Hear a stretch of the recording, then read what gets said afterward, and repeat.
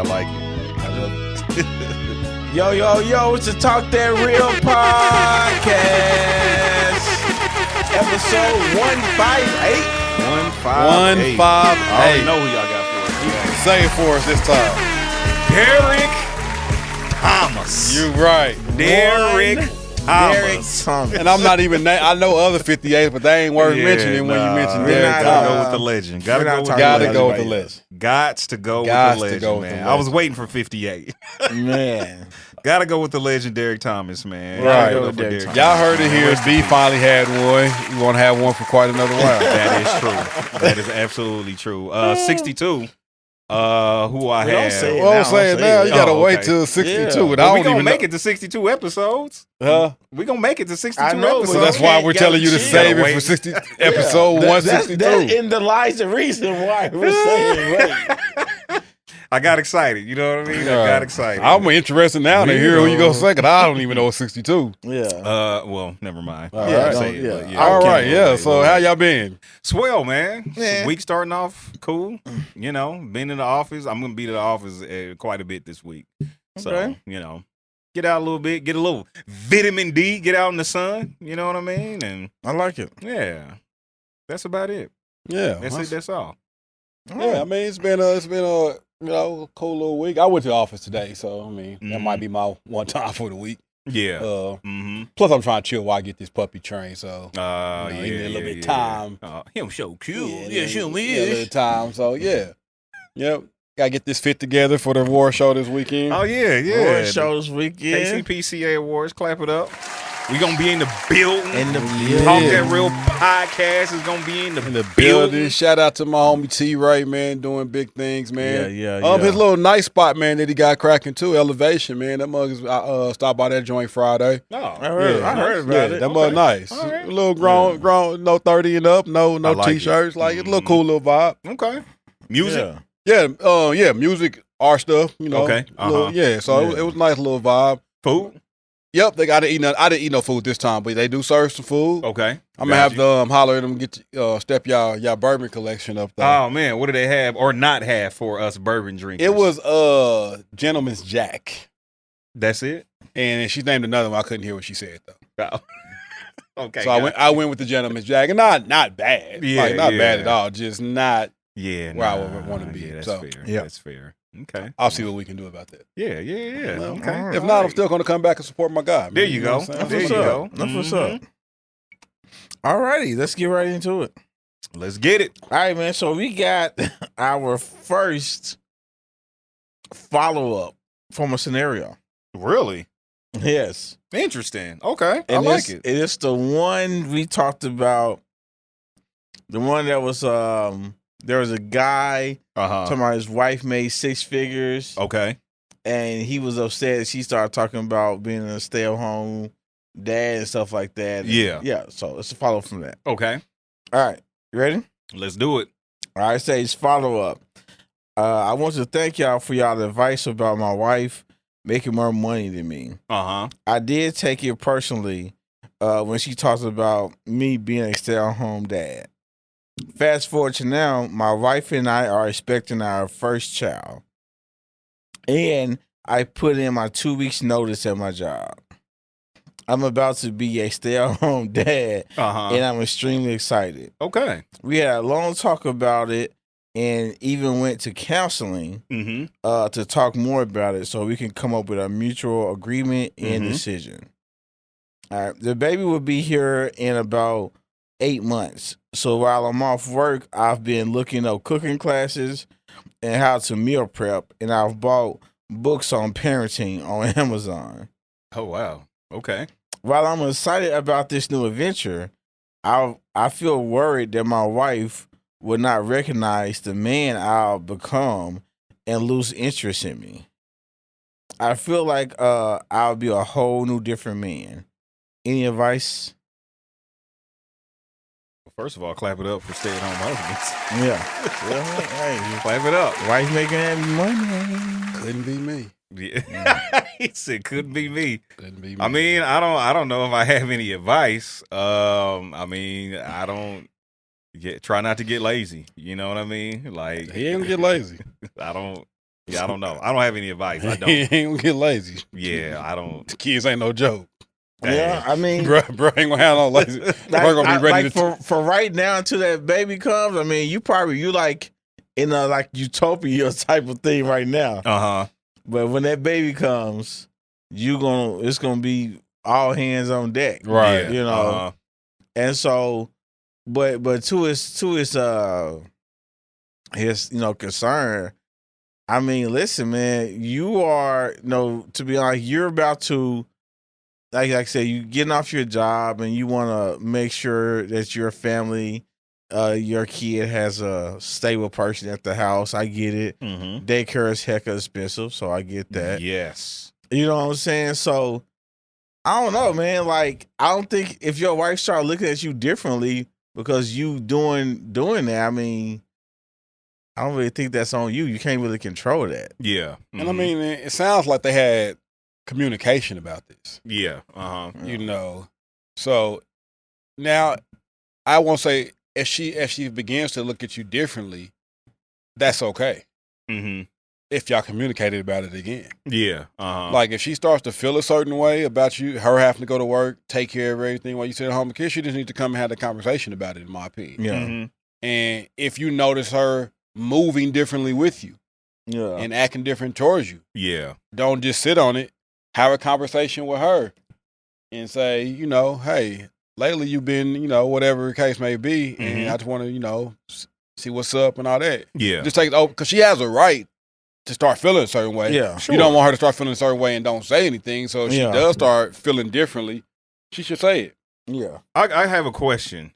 Of course, she has a right to say something if she start feeling whatever kind of way. But I'm like, if they had a conversation about this is what they want to do previously, and they agreed that this is what they're gonna do, like what would there be to say? Well, I would say one thing that's important is that you always have to. I feel that you always have to leave room for a changed mind. Absolutely, yeah. And so sometimes we think we are going to feel about something a certain way, but then we get in it, and those feelings change. Yeah, very fair. And so I think that if they talked about it and she's all gung ho, and then all of a sudden, things ain't hunky dory. Once she's in it, then I feel like she, like Rece said, there should be a conversation that's had. Absolutely. A lot of things, a lot of issues and problems that go on in relationships and marriages and friendships and all these things are a lack of communicating how you feel about something. Yeah. And we sit on things and things fester. And when things fester, our disposition changes. Our attitude changes. How we treat a person changes. Because things are unsaid. And there's friction there. And usually the other person doesn't know. They just see you acting funny. Sure. You know what I'm saying? And so it's really important to leave room for that. If she see you a different way, hey, let's talk about it. You know what I'm saying? But y'all, like how y'all saw the counselor to come up with that decision, like seek counsel again. You know what I'm saying? And really, like, I don't think that should be a one time, y'all came up with this decision. Oh, yeah, 100%. You know what I'm saying? Like, I think it should be an ongoing thing because y'all lives are about to may have a big change. Right. So, yeah. Okay. Yeah. I like it. Yeah, I think that's really all it has to be is just communication. Like, I think that's where people in relationship in general kind of lose each other because they act like there's no room to change your mind. Yeah. Or to feel different. Like, oh, we talked about this. Yeah. Like, we talked about it, and at that point, at that time, I thought it was cool. Yeah. I thought I would feel cool with this, but now that it's actually here, right, I don't. Yeah. And I shouldn't have to act like I still do. Yeah, 100%. Knowing that I don't. Yeah. Yeah. So now some grace has to be given with the other person. Be like, well, hey, you said this, so here we are for now. We got to try this out, or we got to see this through. Yeah. And give time for a change. It may not be able to be like an instant switchback. Like, bro might not just be able to go back up there and pick up, a job all of a sudden. Yeah. I thought you was gonna add more to that. No, that's it. It sounded like a comma, not a period. No, like bro just might not touch. Bro might not be able to go. Thought that was coming. Bro might not be able to go back and get his job back. Yeah. Or let's say he got a good job. Like jobs move on. Hell yeah, they move on right after you go. And it's like, so if he make it like say $70K or whatever, $100K, and now he didn't gave that up. Yeah. And now she want to go back in the workforce. Yeah. And they bringing their brother in at 50 and 60. Oh man, I'd be pissed. And so sheesh. And man, 10 years? She has to understand. That don't mean nothing. You take too long of a break. Hey, she has to understand that that's a possibility for him to be upset with too. Mm-hmm. So it's just like, hey, I kind of want you to go back into work and do this. Like, I'm not feeling this. It's like, hey, like I was on a career path. You know what I'm saying? And I took, and so we agreed to this.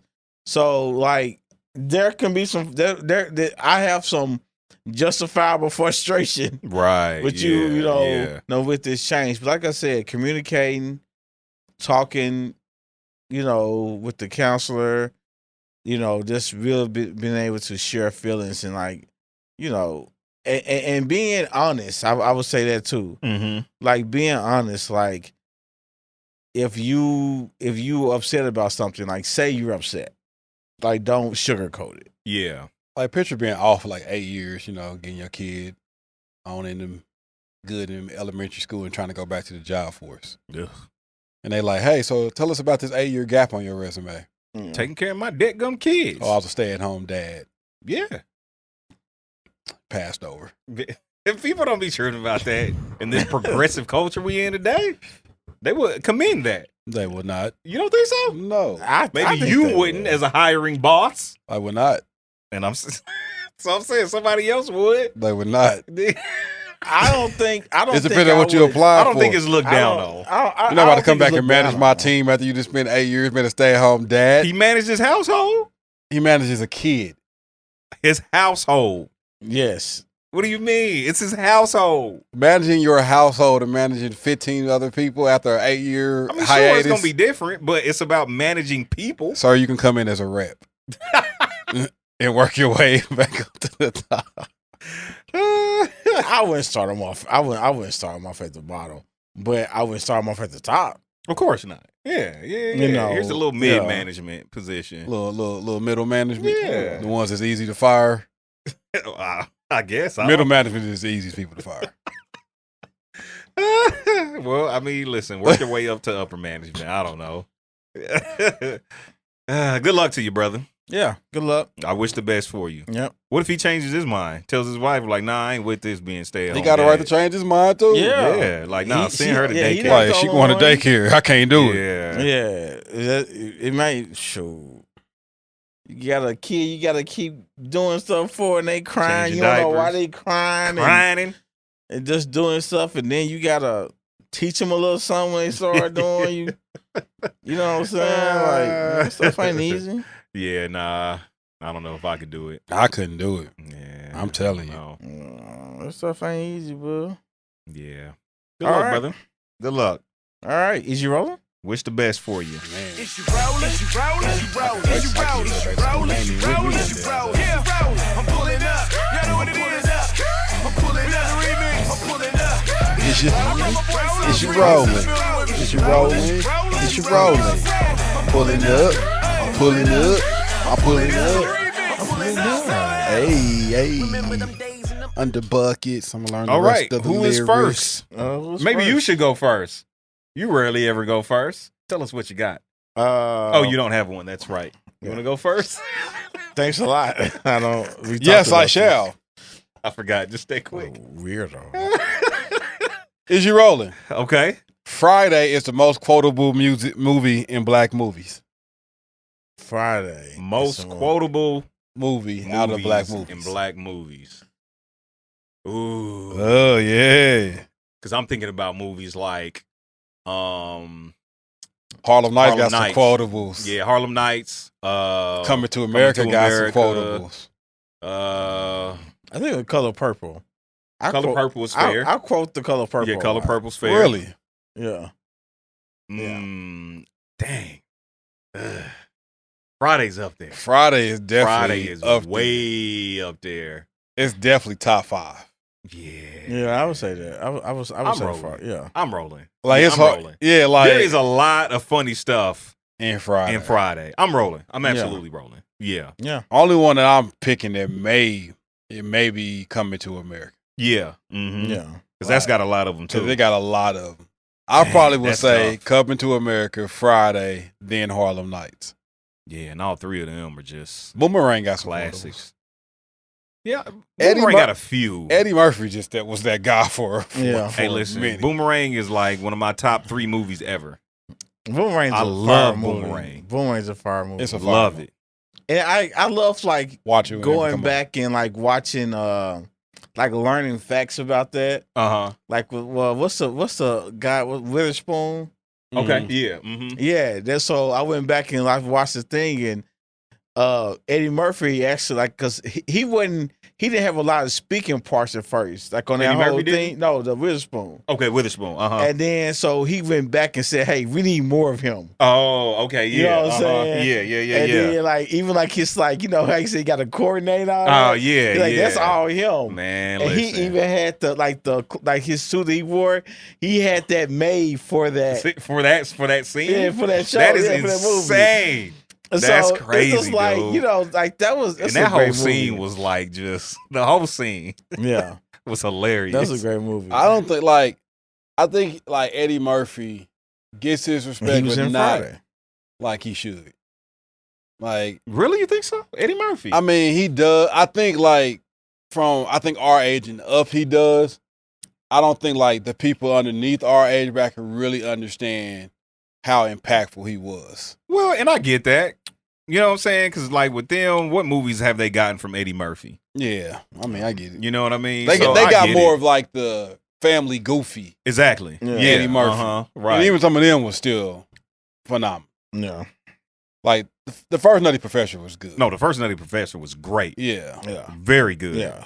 Norbit, get it out of here. I hated Norbit. Yeah, I did hate Norbit. I hated that. I never seen Norbit all the way through. You're not missing nothing. You're not missing. Yeah, it's not a good. Well, it's the movie where he was running across the highway. That is one of the funniest. Running across the highway? Yeah, he was like the little nerdy dude. That's Norbit, ain't it? Yeah, is that Norbit? Nah. With the little mini fro he had? Well, I don't think that was Norbit, man. I cannot. Glasses? Was it? It might have been. Yeah, because I'm like, that's the only. I don't think it I was. Can think about. I'm gonna have to look it up. Bro. What was I about to say? What's the movie where he can talk to animals? Dr. Dolittle. Yeah, Dr. Dolittle. The first one was cool. Yeah, Dolittle was pretty good. Yeah, it was all right. Yeah, I wasn't mad at that movie. Yeah. It was all right, but yeah. So I'm rolling. Golden Child is one of my favorite Eddie Murphy. Golden Child 100%. What a good movie. That's a good movie. Hey, you know what? I had seen. For some reason I came across a picture of like him. I think it was on Instagram. Maybe it was him and old girl, who was this the co-star in that. The Chinese whatever she was. Yeah, I don't know if she was Thai or whatever. Because I even thought that was a boy.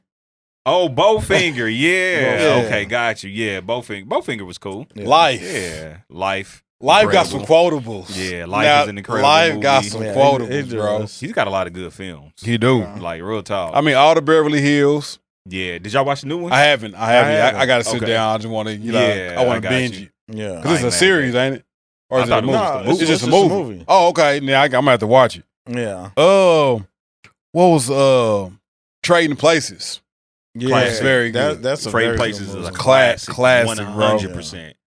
I don't know too many quotables from it. No, I don't know a lot. I love the movie. No, the movie in and of itself is. I'm just great. looking at his filmography. Man, bro. I like how they put that part in Coming to America. Oh yeah, from Trading Places. Yeah, with the white dudes. Yeah, that was insane. Actually, that was yeah, that was kind of crazy. That was crazy. He was hilarious in Dream Girls. I really did like that. He said we're back. That was crazy because they was homeless and coming to America, right? Yeah, that is nuts. I didn't even put that together until I was like older. You know what I'm saying? Like, hey, that's kind of wild. I mean, and Delirious. Yeah, Delirious, and Raw are two of the classics. funniest stand-ups 100%. of all time. Have you watched them in recent years as an adult? Yes. Okay, I haven't. I watched go Delirious back and watch them. And it's still like It wouldn't fly today because it'll be canceled. Oh, 100%. Yeah, 100%. But it's still hilarious. Yeah. Man, shout out to Eddie Murphy. Shout out to Eddie Murphy. Yeah. All right, here we go. Just get straight to the point. All righty. Back shots are the most overrated thing in the world. Like giving a girl back shots? Yes. Shit, I ain't rolling with that. Hell no. I don't understand why somebody would say that. A woman said it. But she been dealing with the wrong guy. Nigga ain't been giving it to her right. She thinking back shots is overrated. What? Man. I've never heard a woman say that in life. Yeah, I've never. A lot of women say that's their favorite. Huh? Really? Interesting. Not that I asked a lot of women. I was about to say, all right. Just from I don't know anything about that. Hey, stay clear. Yeah, I don't know anything about that. Yeah.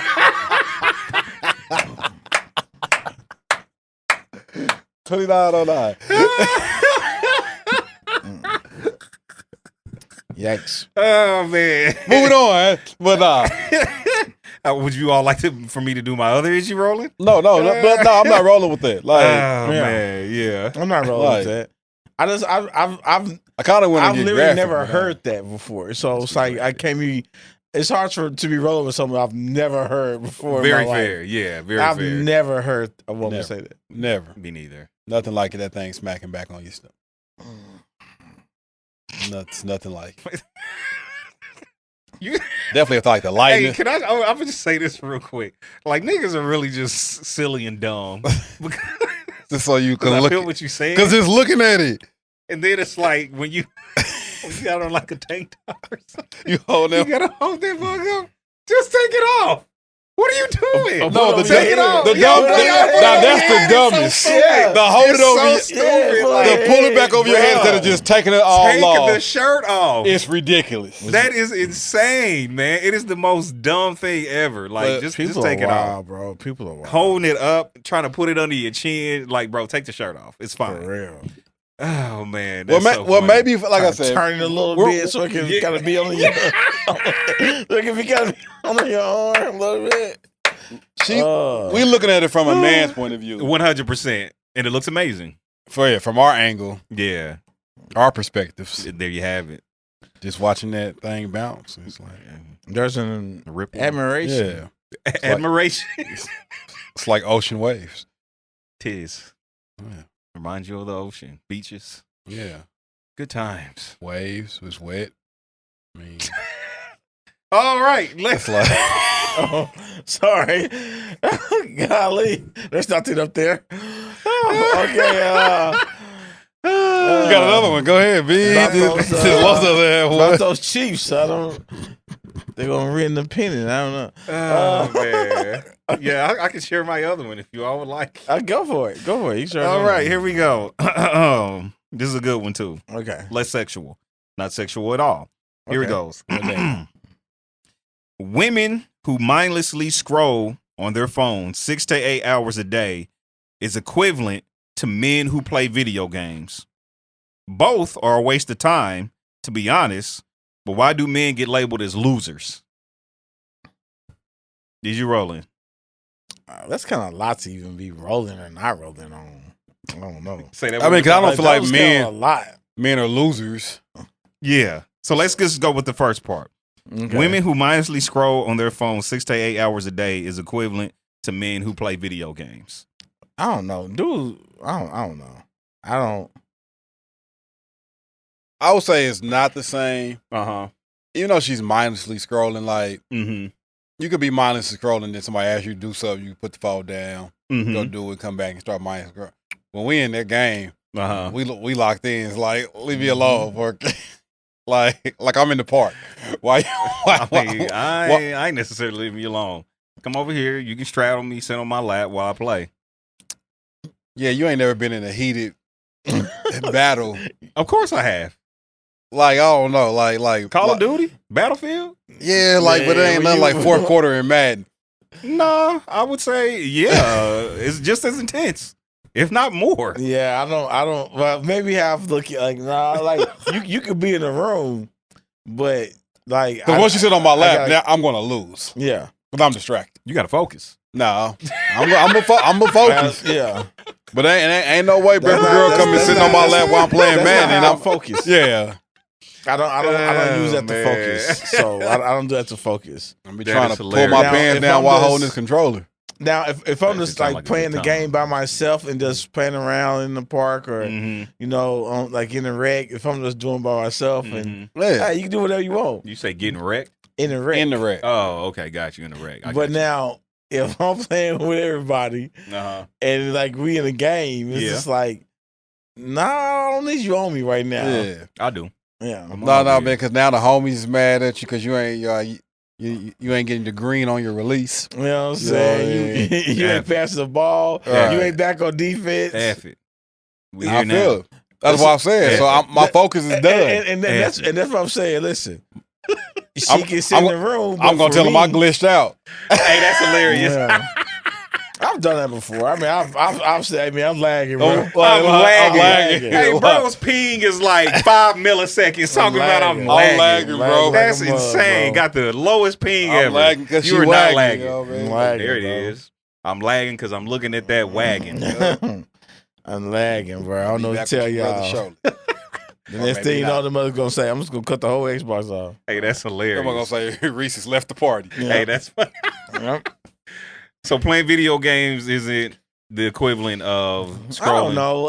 I really don't know if you can, you know, because like I said, I play. One thing I like about when I play video games is that I'm doing something with people I know I'm cool with. Yeah. Okay. And so there's a socializing that goes along with that. Okay. And like there's like a camaraderie. Like, you know, I've met a lot of cool people doing, you know, on there. Someone can say the same for social media. Yeah. They're socializing. They've met a lot of cool people. Well, listen, I'm not knocking scrolling. Hey, Yeah, absolutely. Get your scroll on. Yeah, and I don't think it's a knock on scrolling. I think it's just kind of like what he said in the second part. Like, women can do that, and it's just, you know, doing social media. But women look down on men who play video games. But that's because dudes don't say anything once again. What do you mean? Like, it could be a knock on us. But we don't complain about when they do it. So they don't see a problem with it. So once again, it's our fault. The only time it's always going to be our fault. Only time you're gonna say something is when she starts saying something about our stuff. Okay, so let me. Like I was just about to say. Phone. So like, let's say she's been on her phone for 2 hours or whatever. And you're like, hey, I'm gonna just go ahead and, you know what I mean, turn that Xbox on. Yeah. Beep beep beep. I ain't gonna even say it. I'm like, shit, is she on that phone? Yeah, you go just don't even say nothing. Just turn the box on. She's like, oh, why you getting on the game? Hey, listen, because I want to play the game. That's the exact reason why I want to get on there. So do you go tit for tat? Like, you've been on your phone. No. I want to play the game. No, we're both enjoying our hobby. I wouldn't say that. I was like, were you trying to do something? Right. I'm just gonna be like, shoot, I was trying to fuck you asked like, no, it's like that's honest. Like, are you trying to do something? If you trying to do something, then shit, like let's do something. Yeah, let's do something. Right. Yeah. But if your plan is to just keep doing what you're doing, you can do that. You can do that in the room with me, but I'm about to go get on this game. Yeah. Right. It's fair. It's fair. I'm like, you know, I'm playing with one box one way or another. So which one we gonna do? I like it. Yeah. And I'd prefer to play with your box. Yeah. Too much? Possibly. Not at all. I feel it. All right. That's where we are. Glad we're all on the same page. All right. Moving on. Yeah. Let's do it. Somehow that question's still turd sexual. Yeah. Yeah, 100%. It always will. Yeah. No problem with that. It's fun.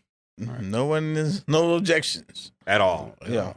All right, man. So I don't have a Is You Rolling, but I do have a couple of I got a Would You Rather. I got a question. I know Rece is gonna like this question. First of all. You know what I'm saying? So I'm gonna go with the Would You Rather first.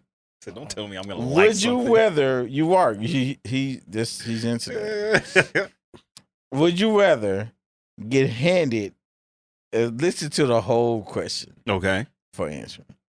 Would you rather get handed $1 million or you get 2 tries to knock down the the 10 pin on the corner in a bowling by just itself. the 10 pin? Just the 10 pin. And what? What I get for the 10? And if you do that, you get $10 million. Oh, I'm hitting that 10. You hitting that 10? Oh, I'm hitting that 10. Niggas, bro. I can hit that 10. I can absolutely hit that 10. We gonna see Friday. I can hit that 10. 100%. 2 shots. That's all you get. I can hit that 10. Man, hell, 2 shots. Absolutely. When last saw you bowled? Late last year. Yeah, you ain't hitting that shit. I can hit that 10. I'm hitting that 10 with a house ball. I'm hitting 100%. Now, if it was like the split.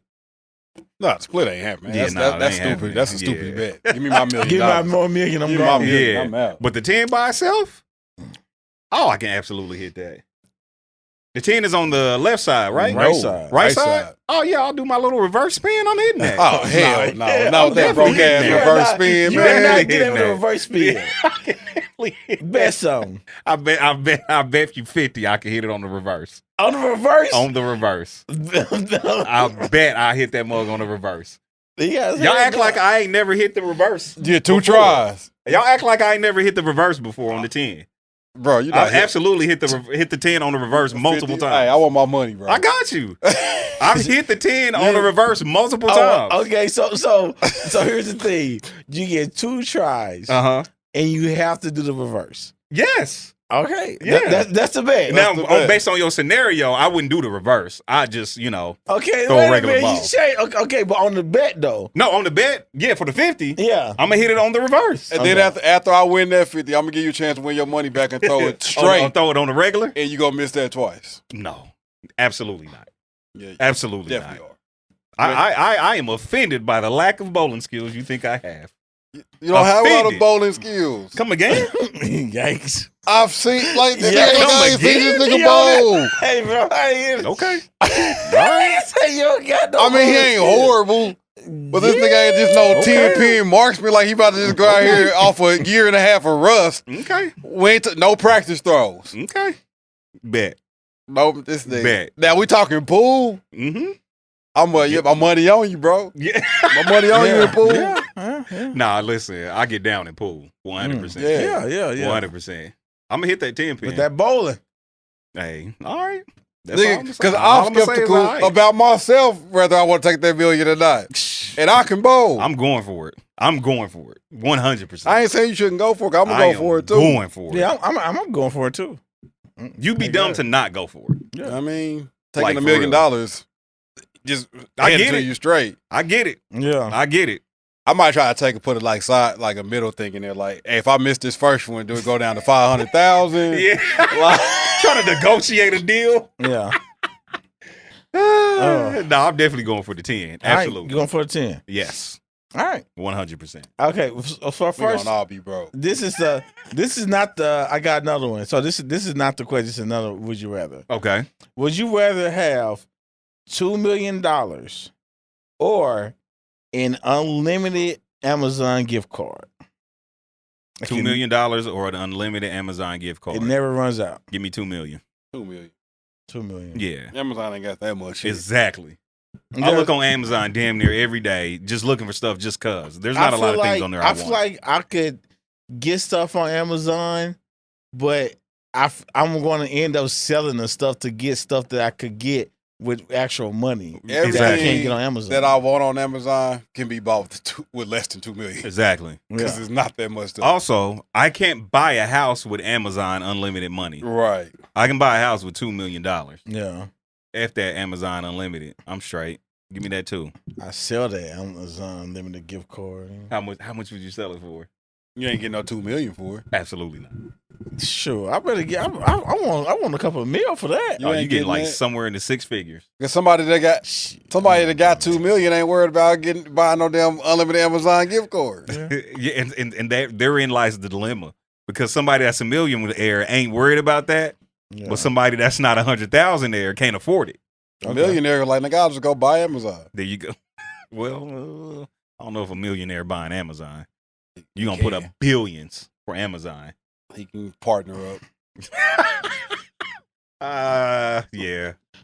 Nah. Yeah, but still. If I got $2 million and they come try to offer me an Amazon gift card, I'm gonna smack that gift card out of his hand. Facts. I'll take that $2 million, go buy me something nice. Little $400,000 house, $500,000 house. I don't want had 1.5 left. I don't want that. I don't want that. Amazon, they putting my daughters in college. Facts. It's not. You can get them a lot of college supplies. They don't do no good if they're at home. I gotta get them to I gotta get them there first. Shit. I'd rather get them there and then worry about the supplies. Hey, no, real talk though. Yeah. Oh man. You wouldn't want a $500,000 house? Nah. Oh man, listen. I don't. I would rather I would. There was a point I would have. I feel like now I want something. I mean, give me like a 350. Well, shit, in this economy, $500,000 if you want something nice is median price at this point. Nah, it ain't 500,000. Depending on where you want to live. And I rode through a neighborhood. I don't know. Fire. I mean, listen, stuff is expensive these days. Yeah, I've been looking at the housing market. You know, a freaking 3-bedroom, 3-bathroom is $400K. I can find me a very nice house for $350. Like something that is like immaculate for $350. Depending on where you want to live, though. I mean, in a very good area, such as Hilltop, Waldo. He said Waldo. Yeah. No. Yes. Yeah. There's some $350,000 houses. Yes. It is not going to be that nice of a house. Yes, it will be. A $300,000 house in the Waldo area? Yes. Something nice? Yes, bro. I wish I had my thing on because I'd look it up. I mean, maybe you all's definition of nice is different. That could be true too. Yeah, that could be true. Yeah. Man, let me look real quick. No, bro, talking. You know, I'm curious. I'm curious. Bro, I mean, it's some solid houses in this area. Yeah. For $300K? For $350K, yeah. Is this considered Waldo? Uh-huh. I'm about to look. Bro, I'm about to look. It'll be like 2 bedrooms, 1 bathroom. 2 and 1. No garage. No, bro, I'm telling you.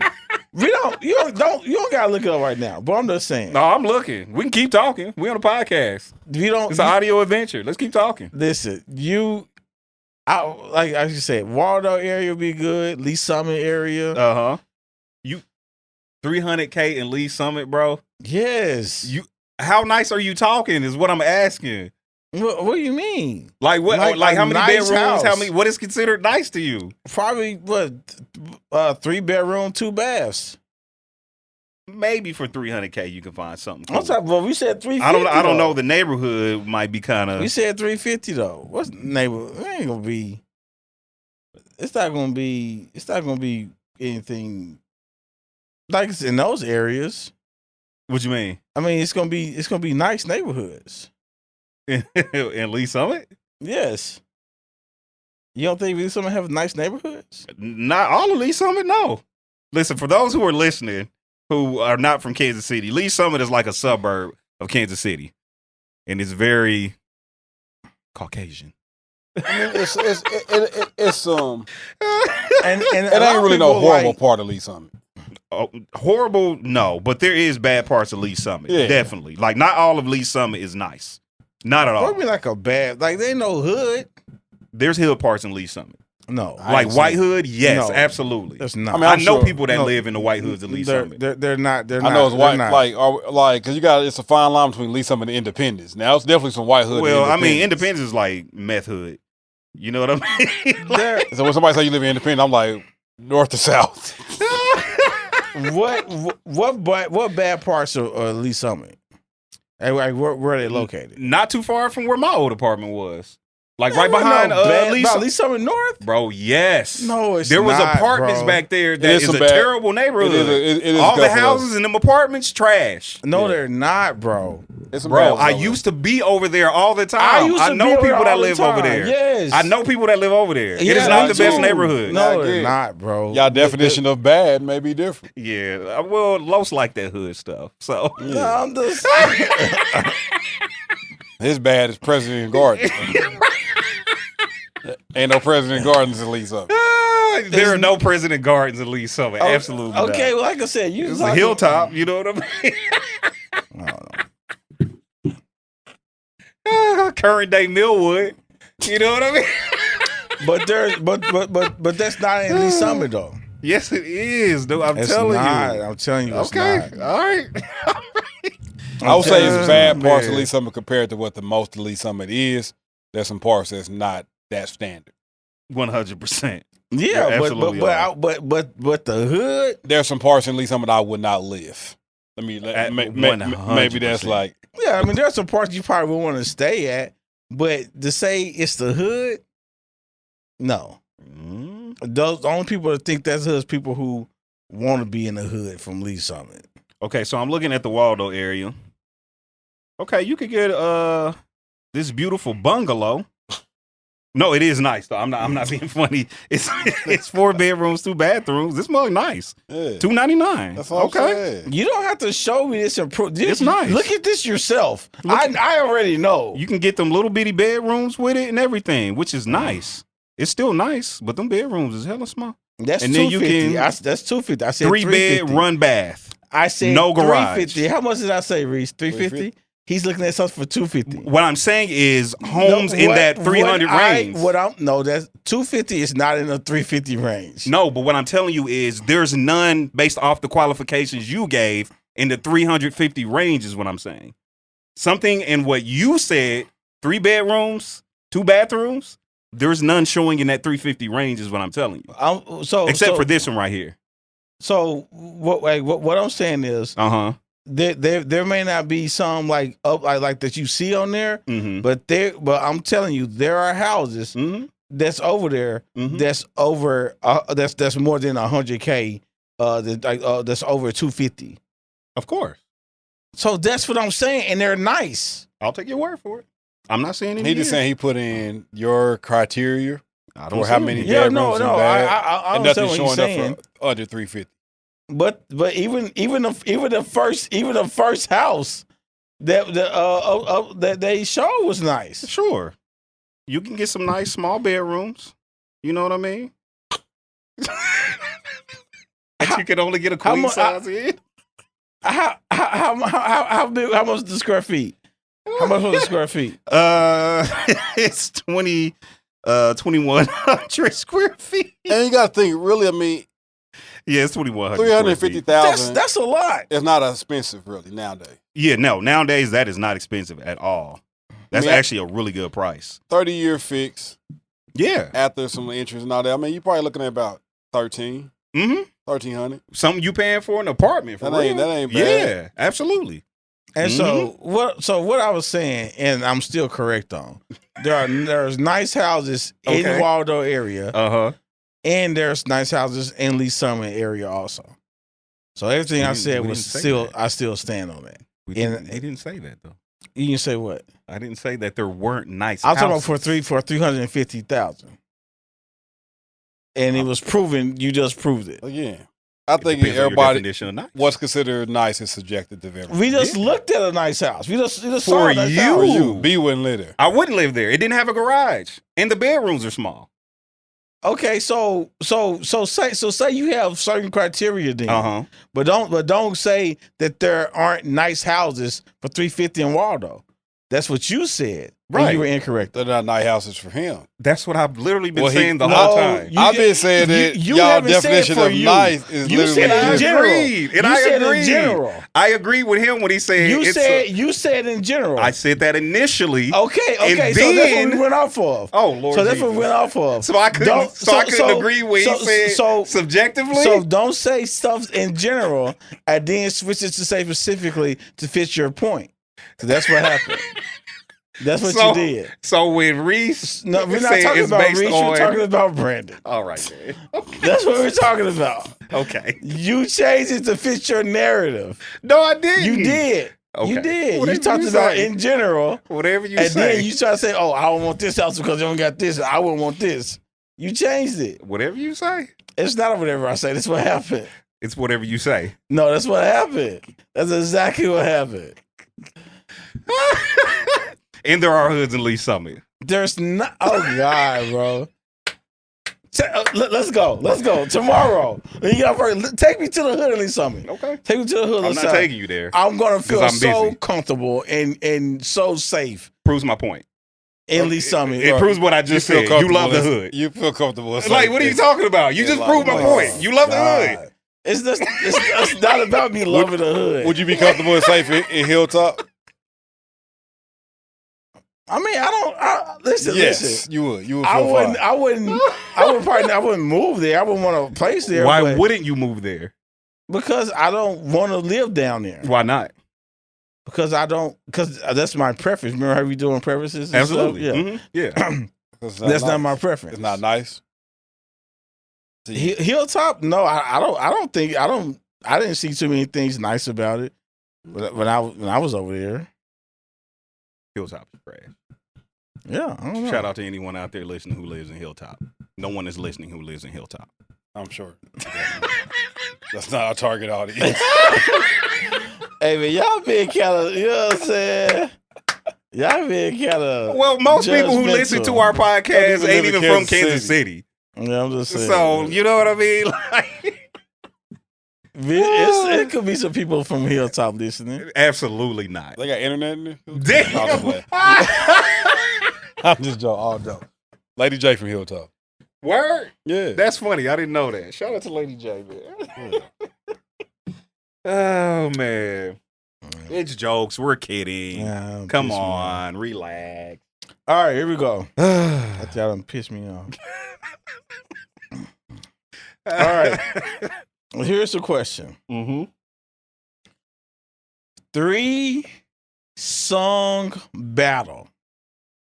All right? Okay. 3-song battle. Rece is definitely going to like this. Who wins? Music Soul Child or Maxwell? We discussed it, didn't we? Not on here. Not on here.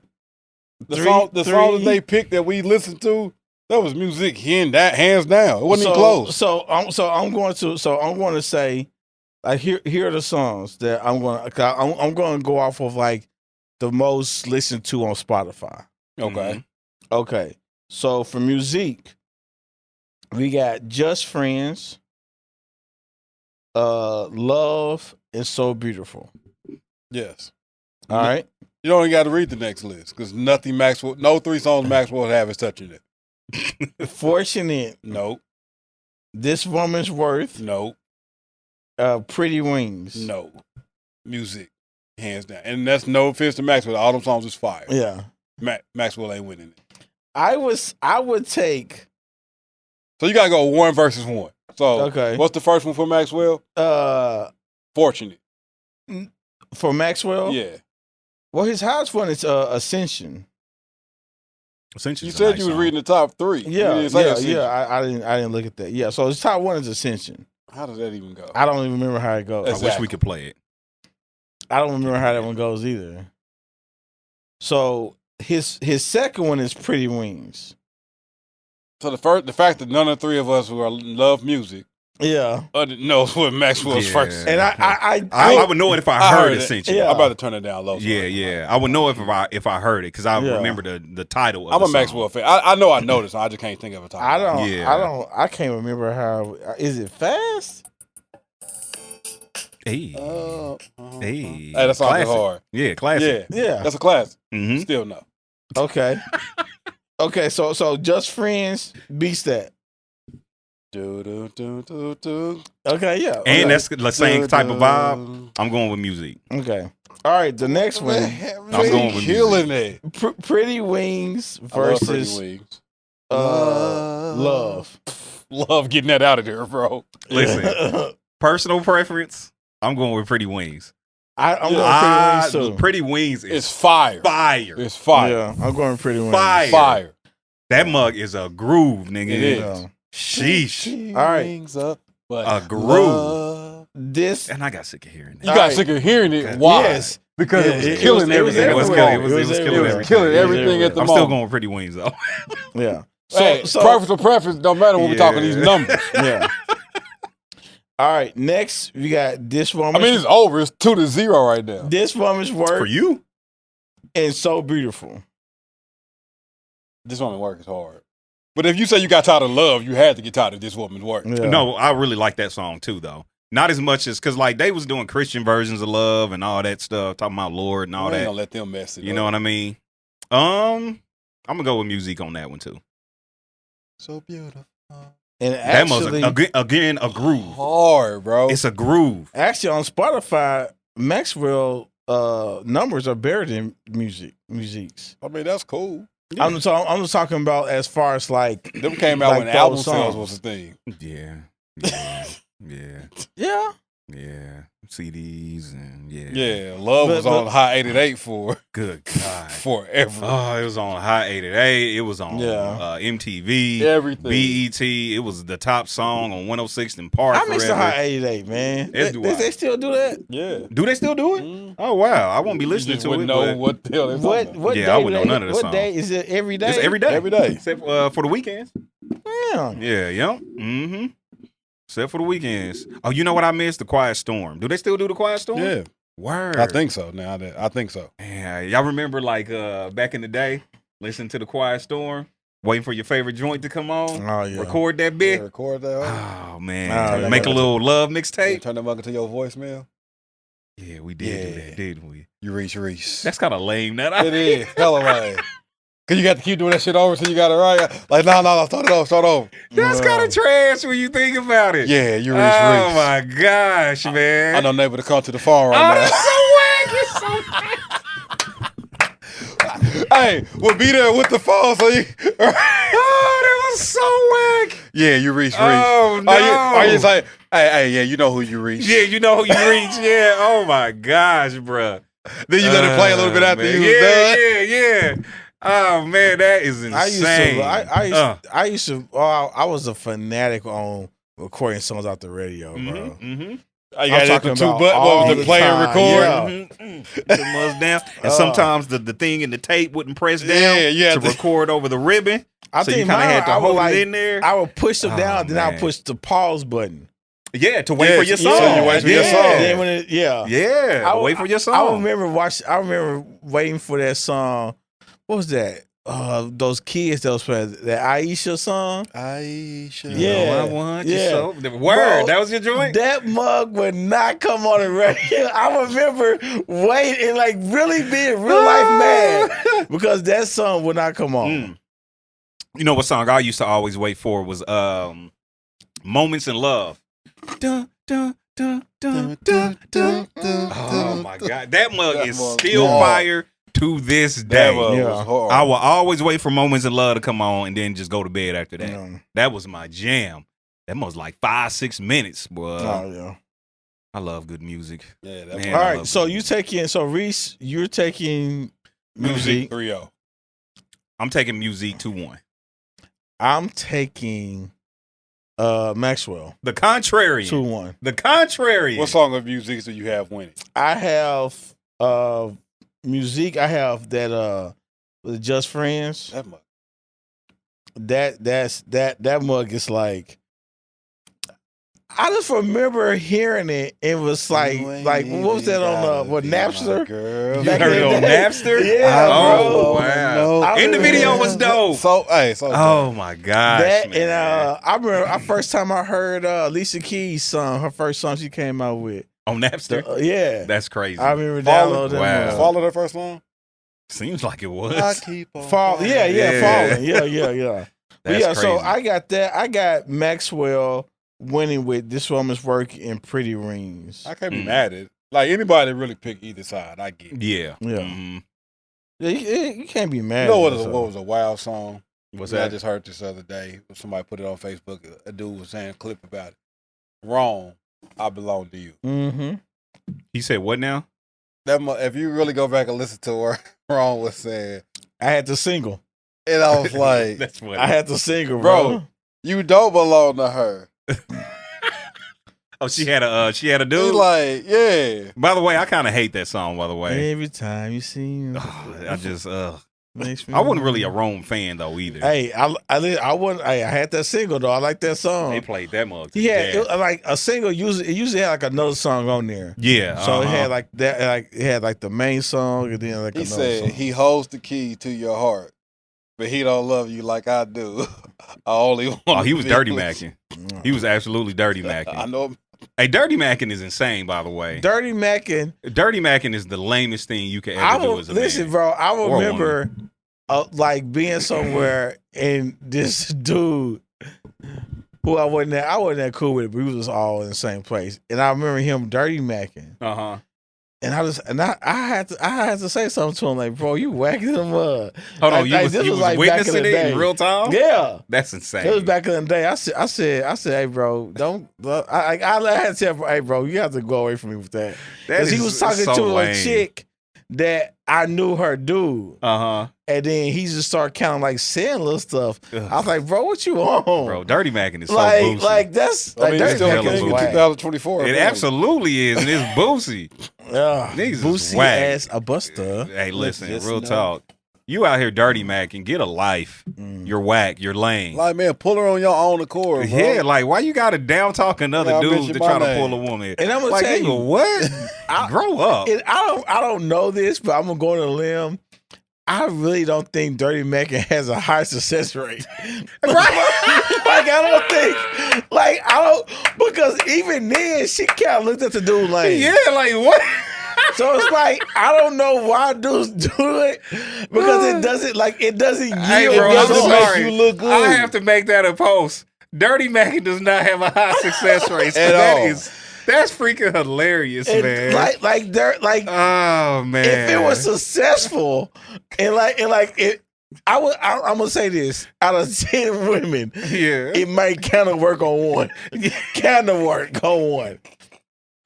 Oh, man. Dirty Mackin is one of the lamest things ever. Because you have to down somebody to pull somebody. It's like that's you either downing them or you expose them. What dude was doing. He was trying, like, I remember he was, bro, I still remember this. I remember where I was at and everything, bro.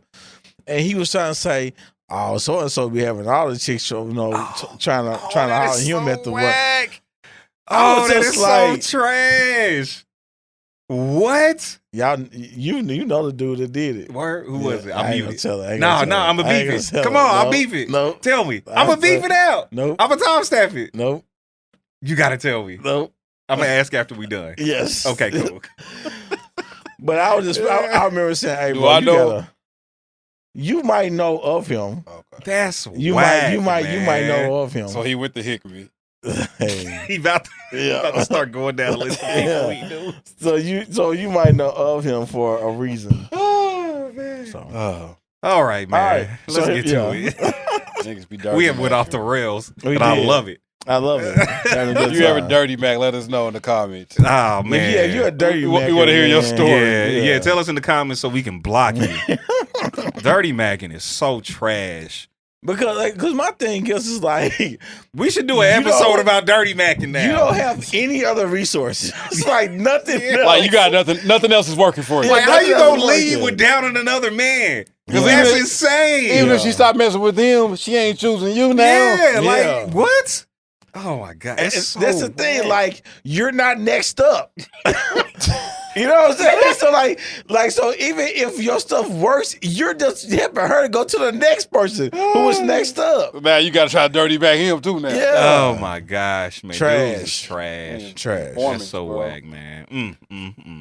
All right, man. Y'all ready? Let's do it. Main topic? Good God. All right, man.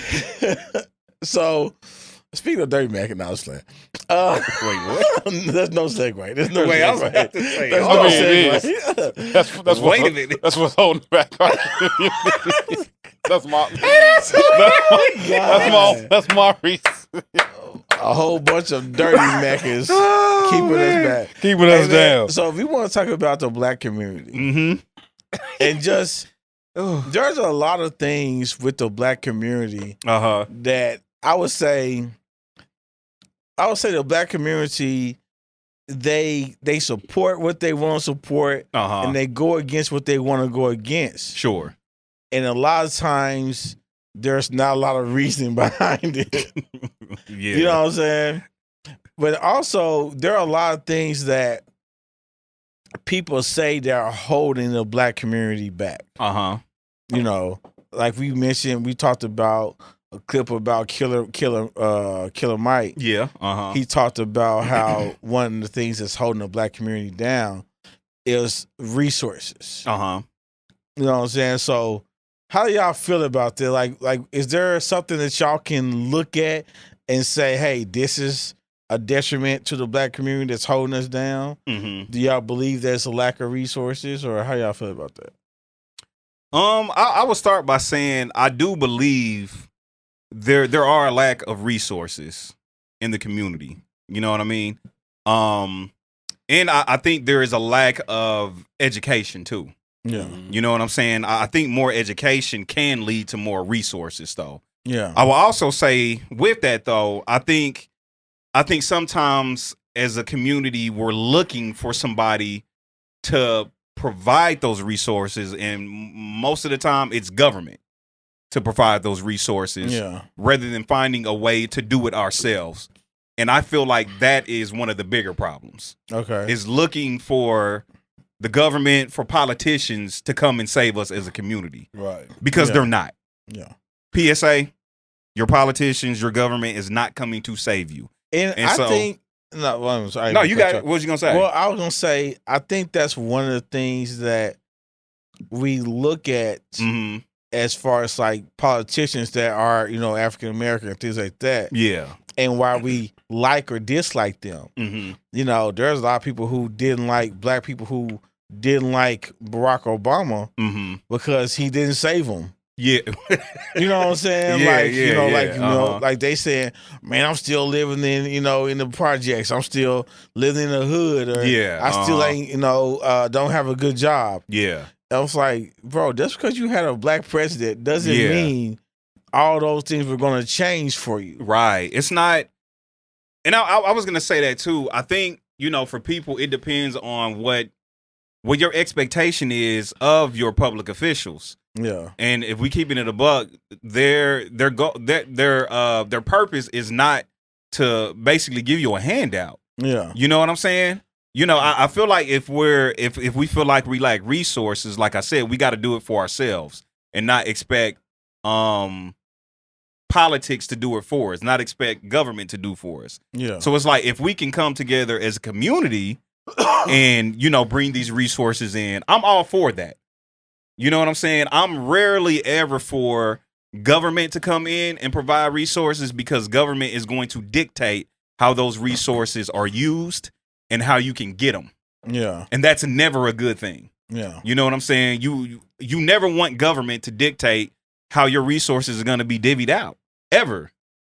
You know what I'm saying? Because like I said, they don't have no respect to person. Yeah, exactly. You know what I'm saying? So it's just like when you expect, like when you want them to come in to do something, then you got to understand that they now control that. Exactly. You know what I'm saying? And by control of that, they really control you. Yeah.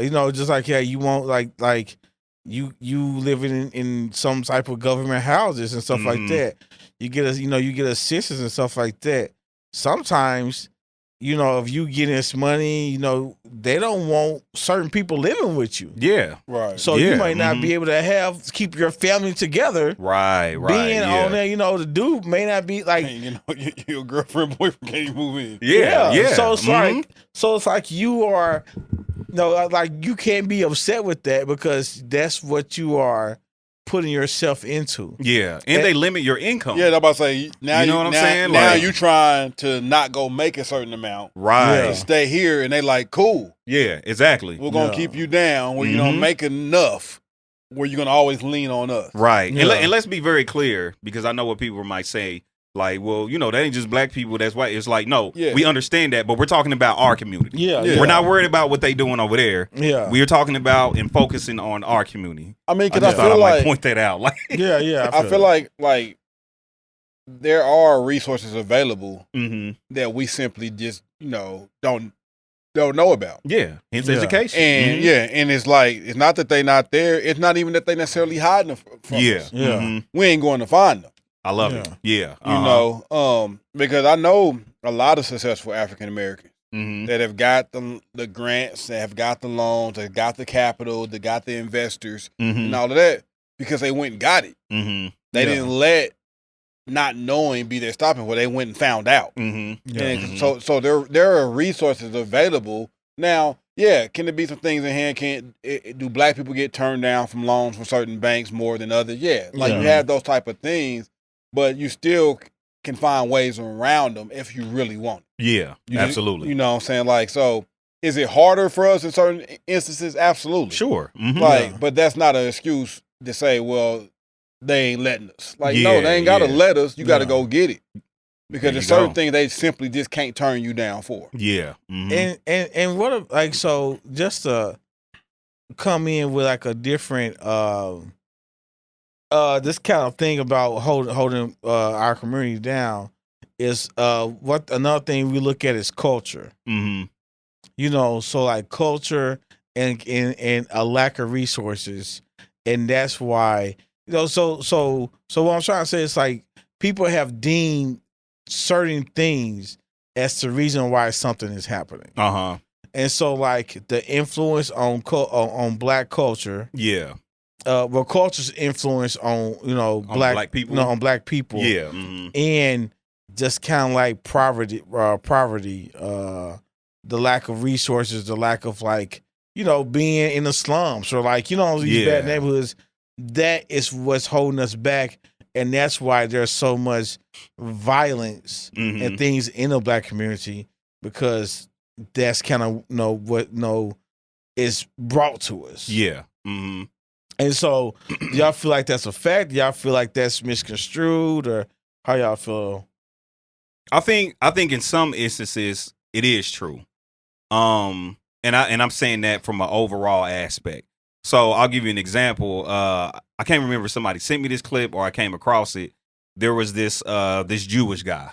Yeah. And he was explaining how they educate their kids from the time they are born to as they grow up and continue to get older, how they educate their kids on starting businesses, how to get money, how to take care of themselves, and how to do all these things to basically walk them into adulthood and walk them through, finances and credit and all these things or whatever. Unfortunately, a lot of times in our community, our parents is like, you got to get out by the time you're 18. Yeah. Or it's like, you got to get a job. You know what I'm saying? Yeah. So it's I think, culturally we've been taught go to school, graduate, either get a job or go to school, one or the other, because either way it goes, you have to leave my house. Yeah. Rather than, because the schools ain't going to teach us about credit. Yeah. About starting your own business, about being interested in the things that you may or may not want to do and pushing you towards that direction. Yeah. Like I said in this example, like this Jewish guy was saying, they find the things their kids are interested in and then they push them in a direction and they help them in a direction to make money doing that. Yeah. Simply just cultivating them. Yeah. And I think as a culture, it's not something that we typically see. Obviously, we're not saying with everyone, but it's not something we typically see a lot of in the black community. It's more so get you a job and make your own living so you can get out. 25 states now, legislation has passed, for high schools to take implement courses for financial literacy now. So, they're seeing the importance, to know it, and that's for all schools, public, private, whatever. This legislation now that's coming out that's already passed in 25 states that financial literacy must be taken in high school. Yeah, that's great. And it's needed because we didn't have that. Right. And when we didn't have that growing up, if your parents didn't have it, you simply didn't have it. Absolutely. So we was taught, get a job, stay there until you retire, build your retirement fund, get your 401k, your Social Security, build that up. You get you a nice little factory job with some benefits. Right. And you do good. Yeah. Right. That's what we've taught. And it was get you a checking account and save for a rainy day. Yeah. Was all we was talking about. Right. Put some money up. If even that. Yeah. My parents didn't talk to me about credit cards. Right. So at 18, you go get a credit card. And young 18, I didn't know. I went and bought PlayStation 2. Yeah. Yeah. I remember I first, when I turned 18, bro. I remember they sent me a MasterCard. I think that mug had $300 to $500 on that mug. Yeah. Bro, I'm talking about I would go to Best Buy. I'm talking about CDs. CDs, bro. And just getting stuff because it's I gotta pay the money back, but I worry about that when I gotta start paying it back. And you tell yourself, I'll pay it off when I get here, and then you see that minimum payment due. Yeah. Like, oh, that's it? Oh, I gotta pay $20? $20? What was that interest rate? Bro. 50%? I don't even remember. All I know, wild. All I know is it was never paid back. Yeah, 20-something. I still got my first credit card. Are you serious? Yeah. And it's still open? Mm-hmm. Insane. Wow. First credit card I got with Capital One at 18, I still have. Yikes. Man, I don't think me and that people are on talking terms. I don't think they want to see me in the street. Yes, they might rob me if they see me in the street. You know what I'm saying? So, but again, I didn't know. Yeah, you know what I'm saying. And of course, like my mom, she would tell me stuff, but she was more so of, hey, make sure you pay this back. Or make sure, so she was on top of that type of stuff. Yeah. But it's just like, and because she was, I'm young, so, I'm not really being forthcoming with a lot of stuff that I'm doing. Yeah. You know what I'm saying? Because I'm like, hey, I'm getting this money and it's mine, so I'm going to start doing what I want to do with it. Yeah. You know what I'm saying? So, but I am of the opinion of like, a lot of things like we see in the culture is being reflected by what's actually going on. Tell me more. And not vice versa. Okay. And so it's like, I feel like, like when we see about people rapping about, where people are, the things that's, going on, where what you see, in our culture, how it's interacting, what's on TV. I feel like that's only displaying what's really going on in our communities. Would you say that either way, both are a detriment?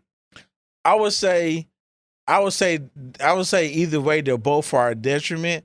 But my view is that we have to fix home if we want the culture to change. Oh, I'm absolutely rolling. You know what I'm saying? So it's like so we can't get mad about people rapping about this, rapping about that, being disrespectful to women, and the stuff you see, the violence and stuff on TV and all this stuff.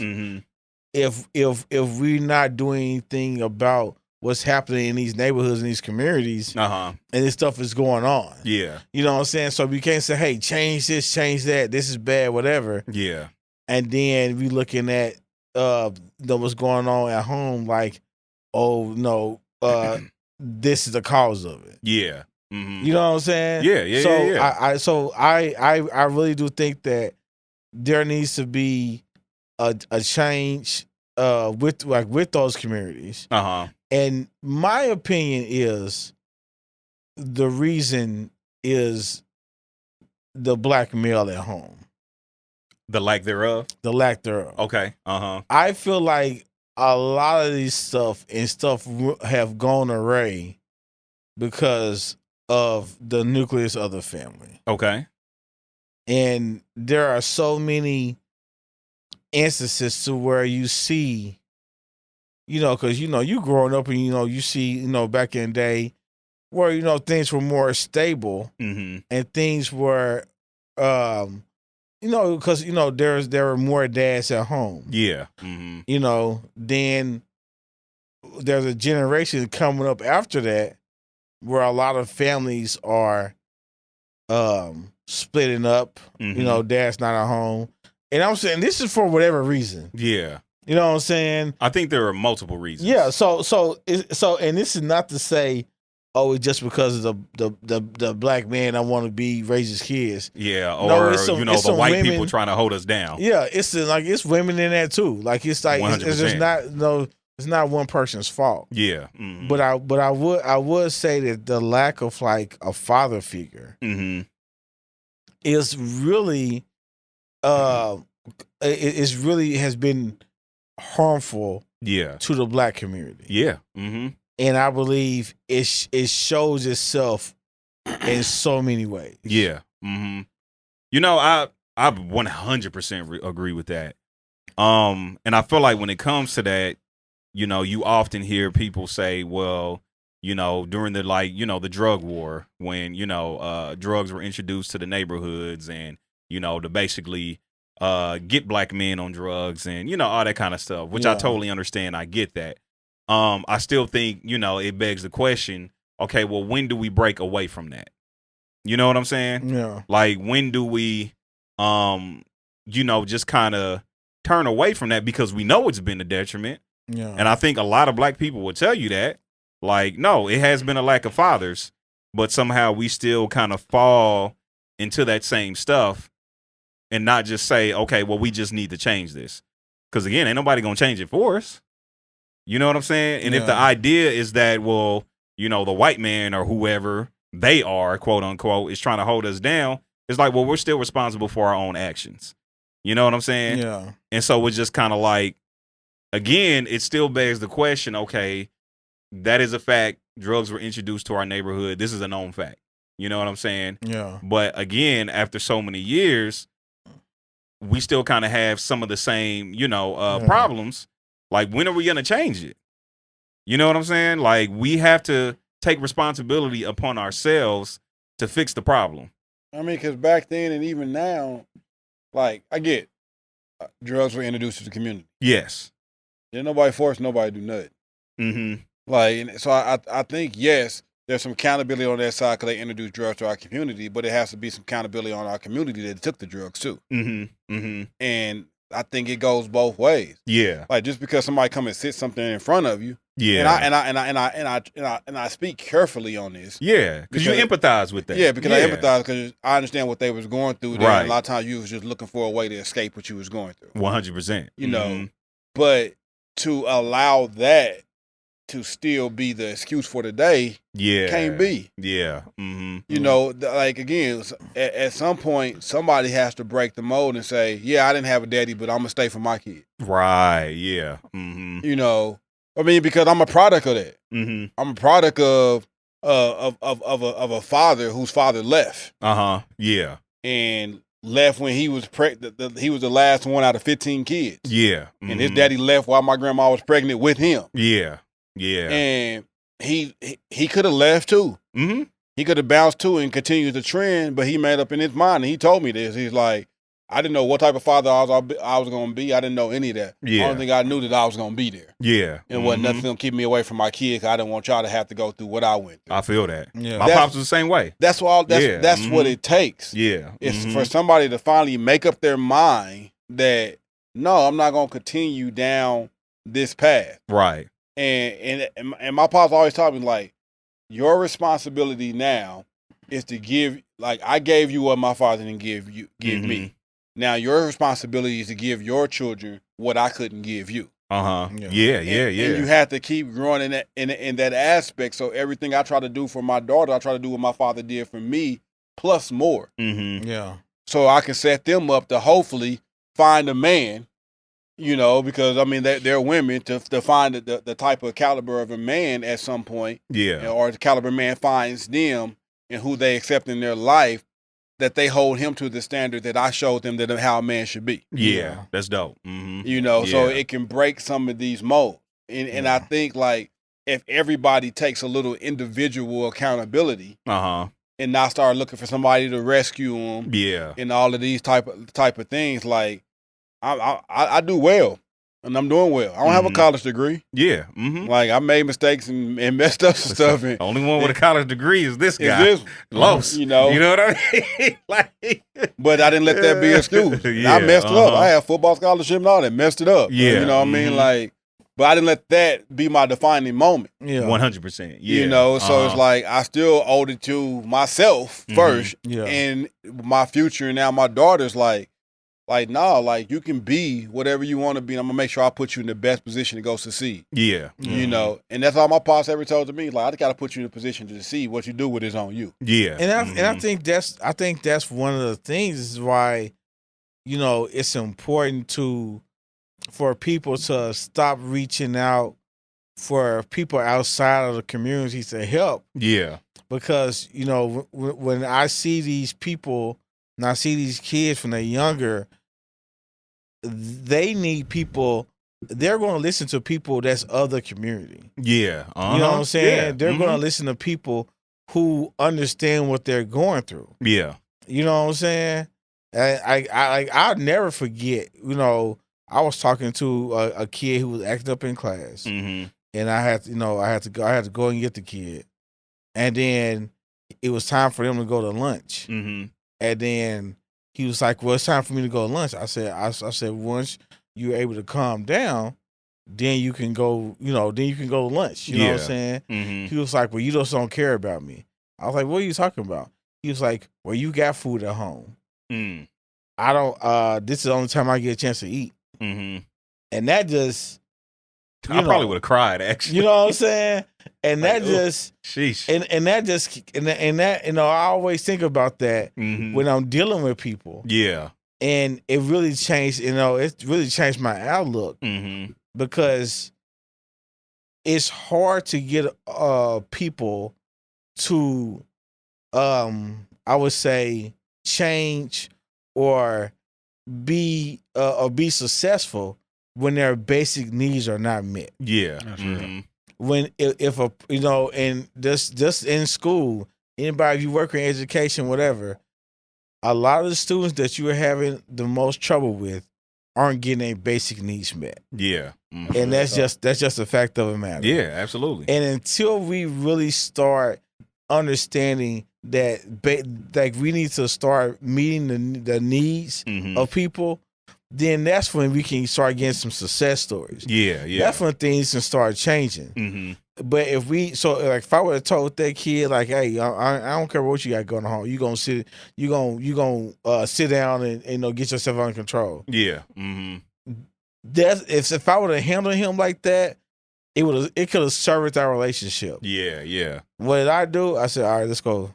Let's go to the lunchroom. Yeah. Walked him down there, got his plate, got his food. We came back to my office. We sat there. He ate. We talked. We got understanding. And I didn't have any more problems out of him to that extreme. Yeah. You know what I'm saying? Because a relationship was built. You know what I'm saying? Right, yeah. But like I said, we have to, like, it takes us people who care about our community and care about what we're doing to positively change it. Yeah. But if we're looking at other people like, man, somebody come out and save us. Yeah. Like somebody come out and give me this handout. Right. Like, bro, they're not just handing out stuff. Yeah. Like, they're not. Like, if you waiting for this savior, like, some type of like person that just got all this money and all these things, like, yeah, it's not going to happen. Yeah, it's and I know that sucks to say and hear. You know what I mean? Hard truth, but it is definitely the hard truth. So I'm sure somebody will ask, well, what do we do then? I mean, my thing is like, I really feel like that one of the biggest holdbacks of our community is really collaboration. Like, we do not collab together to be able to do things. Yeah. Like, and when we talk about how do we get out of this and how do we do it, I think collaboration is key. Like, I really think I look at like our group of people that we hang with. Yeah. Like, we all doing well. We all could do better if we was come together and build something. Like, we all have enough in our group chat. We have enough money, enough intelligence, enough resources to pull together and really build something great. Yeah. We can all come together and have our own corporation easily. Yeah. Because we got smarts on all levels who know how to navigate in different sectors to be able to be directors of certain parts of the corporation. Sure. And get something off the ground if we put all our stuff together. Yeah. But we wouldn't do it. And it's not because we don't get along. It's not because we ain't good. I think it'll be a little fear there. Yeah. The risk that it takes. Like, what am I going to give up? I got a family to feed and all of those type of things. But if we would have looked at some of those type of things early on, like, skip these trips, what can we do? Them trips was a good time. Them trips was a good time. Yeah. But think of the type of trips we could take right now. Real talk, yeah. If we'd have put off some pleasure. Yeah, absolutely. To build. And because I'm all for it. Let's take trips. Let's kick it. Y'all know, like let's do our thing. Mm-hmm. But it's just that I don't think we can, like, it's a whole crabs in the bucket thing. Like, and I don't feel like that's us amongst our group, but I think against our culture, in our culture, it is. Yeah. It's like, I can't help you. I'm trying to help me. Yeah. Yeah. And a lot of times that's true. I can't help you because I'm trying to help me. I don't want to, like, I know a person that can help put you in a better position. Yeah. I don't want to waste my favor reaching out to this person to help you because I may need this person one day. Therein lies the problem. And it's like gatekeeping. Yeah, you instead of saying, yeah, I'll put you in contact with the person that you need to be in contact with. And if the thing works out, guess what? It's unlimited favor if you didn't help somebody out. Yeah. Now, where this person gets where now I may need somebody. So it's like, but we fight against each other, you know, because we all want, we got this competitive spirit. I want to be the best at this. I don't want you to outshine me. I ain't gonna put this one rapper on my show because he better than me. I don't want him taking the, you know, outshine. There's a church on every block. Every block. Every block got a church with you got 20 members, 30 members here, and all of y'all because everybody want to be the head pastor. Yeah, you got to combine your church together and building something great. Indians, man. Y'all don't got enough resources to affect y'all community because y'all gotta keep the lights on. Yeah. That's real. You know what I'm saying? It's just like, you know, so there, you know, like Rece said, there's a lot of lack of, you know, collaboration. And it doesn't, it's not just with the black community. Yeah. You know what I'm saying? Well, I would say it's not just community, it's churches. Yeah. It's with jobs, like all this stuff.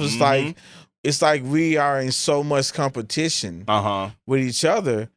And we end up both losing. Right. You know what I'm saying? It's like we end up both losing, man, because it's like, you know, if you are in a community, you know, like, let's say a church or organization in a community, you know what I'm saying? If you don't have the resource to affect the community, then I don't really see why you are of that community. Or why would somebody why would I support you if you aren't doing what that you say you know you're doing? You know what I'm saying? So it's like I want to support somebody that's actually doing something. Yeah. You know what I'm saying? Yeah. But like I said, but you know, sometimes you gotta seek those things out. 100%. You know what I'm saying? Yeah. People moving, you know, because you know, and like I said, I know people want their own. People got their own ideas and stuff like that, man. But we have to be supportive of each other. Yeah, you know what I'm saying. Even with like you know with the award show. Yeah, you know what I'm saying. It's like people hating. Some people like when it first started coming out, bro. People are down talking it.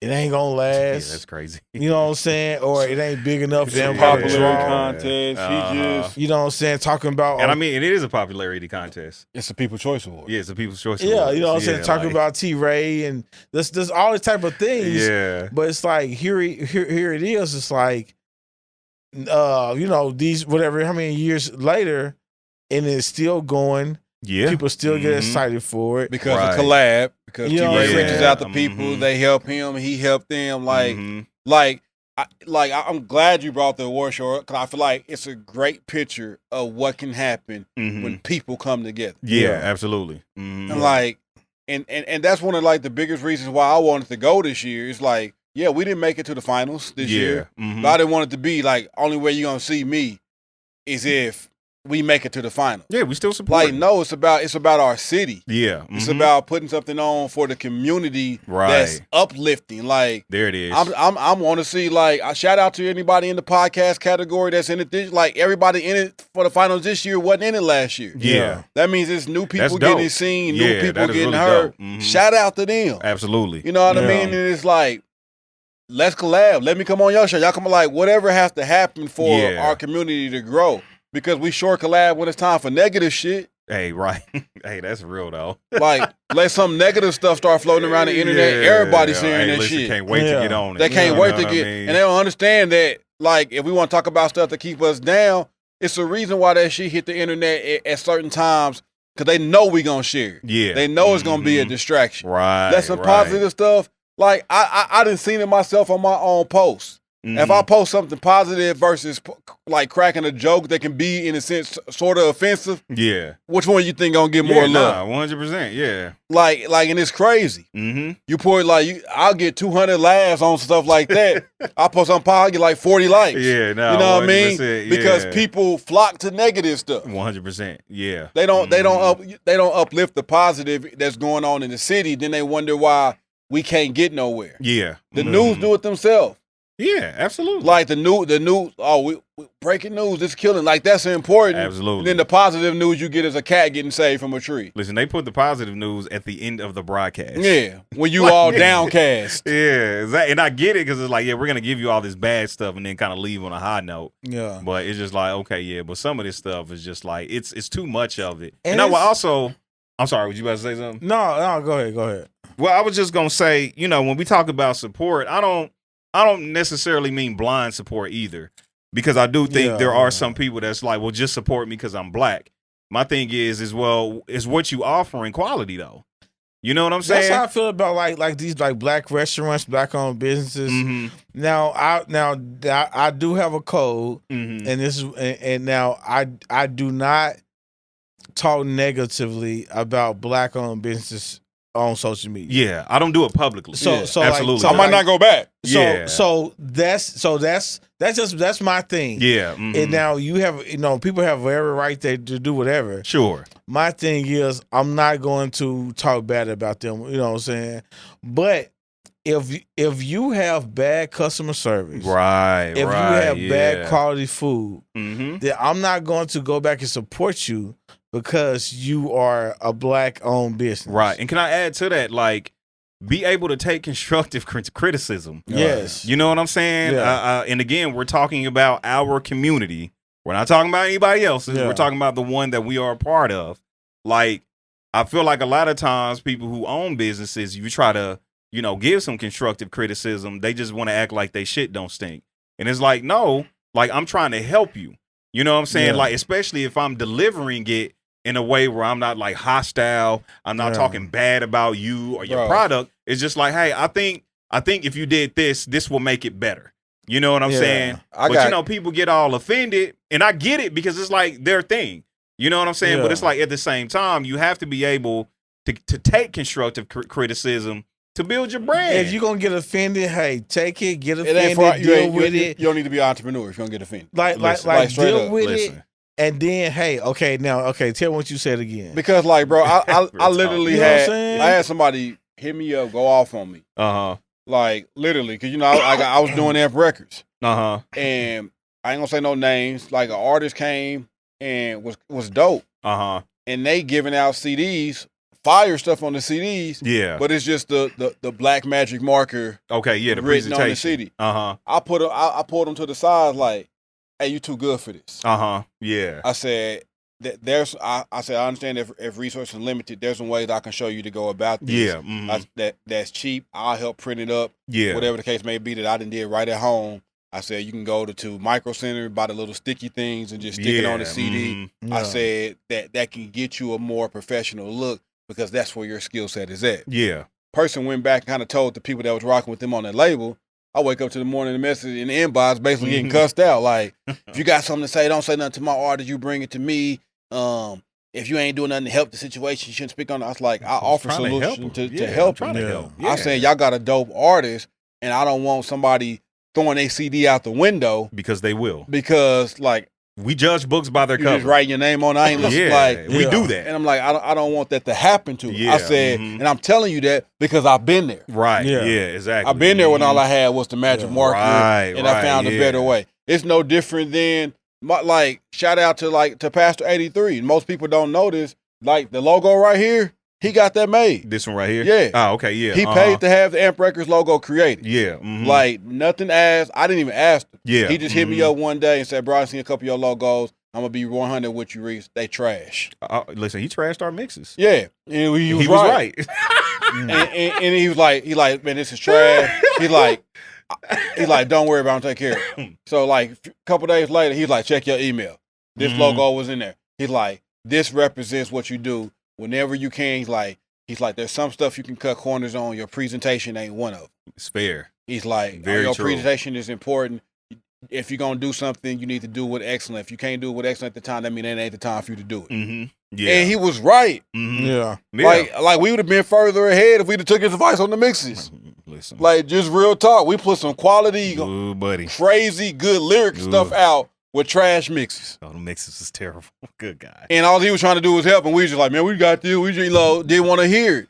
Ooh, the mixes is bad. Terrible, bro. Good God, it just goes to show that sometimes people, a real friend, or a real person that cares about where you're going, will sometimes have to share some hard truth with you. Yeah. Mm-hmm. And your growth depends on how you listen. Yeah, 100%. Totally agree. Yeah, and I first of all, I agree with all that. I think like the main thing is really listening to, like I said, like listen to like the criticism, and hey man, like you gotta examine how they coming at you. Yeah, you know what I'm saying? If somebody coming at you sideways, of course, right? That's a different story. But when somebody's coming at you and saying, "Listen, man, people work hard for their money. Mm-hmm. They don't have to spend it with you, right? Exactly. If they are choosing to spend it with you, you might want to listen to what they have to say. Exactly. You know what I'm saying? Exactly. Because like I said, man, you're not the only food place. Mm-hmm. You're not the only person selling something. Right. It's like you know, and most likely your stuff is probably higher. Yeah. Mm-hmm. You know what I'm saying? Absolutely. Yeah. And I get it. And I'll pay more for good quality. But cool. But I won't pay more for good quality if the service, the presentation is bad. Yeah. Mm-hmm. If the service is bad. Yeah. You know what I'm saying? So it's just like, you know, I've been places to where I'm in a restaurant. First of all, the people, you know, serving the food look dirty. Yeah. You know what I'm saying? The person I walk up and say hi, they like, hey. Yeah, right. You know what I'm saying? They got an attitude. Yeah. They got attitude on it. I'm asking questions about the food and they kind of rushing me. Mm-hmm. Hey, bro, I'm out. Yeah. Real talk. I'm out. Like I don't have to be here. And my thing is, like, I've talked to people. Yeah. Like, they've been, I didn't stop them. Mm-hmm. I said, hey, like, what's going on in your day? Yeah. Mm-hmm. Like, they be like, what? I was like, you're being really kind of short and all that. Yeah. Normally when something's going on like that, like something's wrong. Mm-hmm. And I was like, I don't want to snap back at you like that, but I also want you to recognize how you're being right now. Yeah. And you'll be amazed how many people like, yeah, oh, I'm sorry. I didn't mean like, you know, and it's just like, come on. Yeah. Mm-hmm. Like, you are the brand. Right. Yeah. And like, and I just really feel like if we want to get ahead as a community, the first thing has to change is our attitude and our perspective. Mm-hmm. Yeah. Like, the way we view things, the way we view people. Like, man, everybody ain't against you. Right. And everybody that's trying to give you feedback. Now, there's some people that's just some haters. Yeah. That's out there. They just ain't happy with themselves. There's some people out there that just don't want to see you make it. Mm-hmm. Quit concerning yourself with them. Exactly. I tell people all the time, like, you've never heard me throughout my whole music career trying to make it doing things, make a post or complain about who doesn't support me. Yeah. I don't have the time or the energy to focus on who's not supporting. Yeah. Shout out to everybody who does. Exactly. Yeah. That's where my energy is focusing on. That's all I need to focus on. Right. Because I'm not going to give attention or energy or even a stage to the ones that don't. I don't have the time to make a post like, oh man, it'd be the ones that don't even like me or don't even know me, support me more than the people that love me. Like, I ain't worried about that. Right, yeah. And understand, how do you view support? That's why I said perspective is important. Yeah. Mm-hmm. There's a lot of my family that don't listen to rap. Right. I'm not expecting them to just buy my CD. Exactly. Because it's me. Yeah. Mm-hmm. You don't listen to rap. Cool.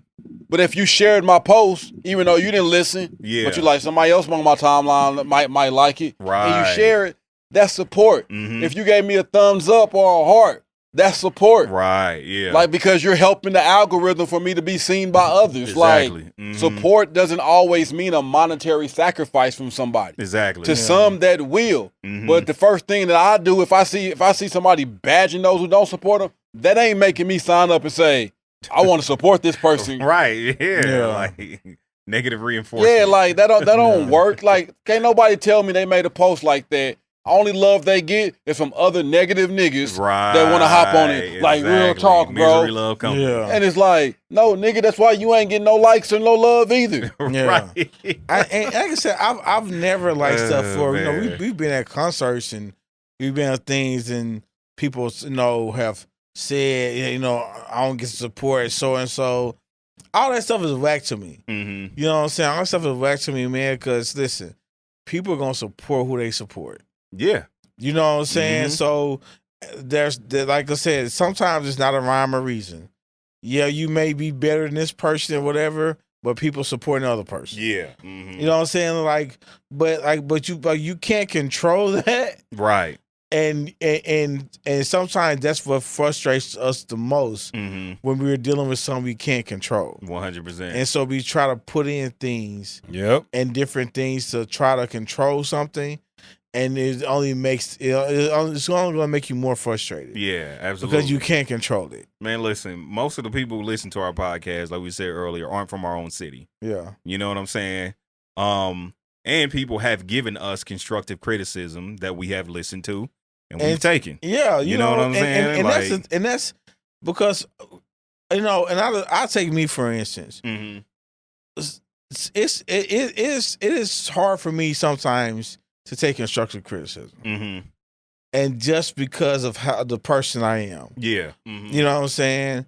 But that's not my end all be all. Yeah. Mm-hmm. You know what I'm saying? So it's like there's been people said something about the podcast, and I'm just like, you know, okay, I'll take that. Mm-hmm. And I was kind of irritated by it. Yeah. But I still took what they said and brought it back to y'all, and we talked about it. Yeah. And there have been changes made, and there have been adjustments. Mm-hmm. And then there's sometimes where the person was just tripping. Yeah. You know what there I'm are saying? times when people is just tripping. You know what I'm saying? And so it's like we can tell you don't listen. Yeah. You know what I mean? You know what I'm saying? So and I will put our podcast up against any podcast. You know what I'm saying? Mm-hmm. Like, you know, I think we are doing some great work with this podcast. Mm-hmm. You know what I'm saying?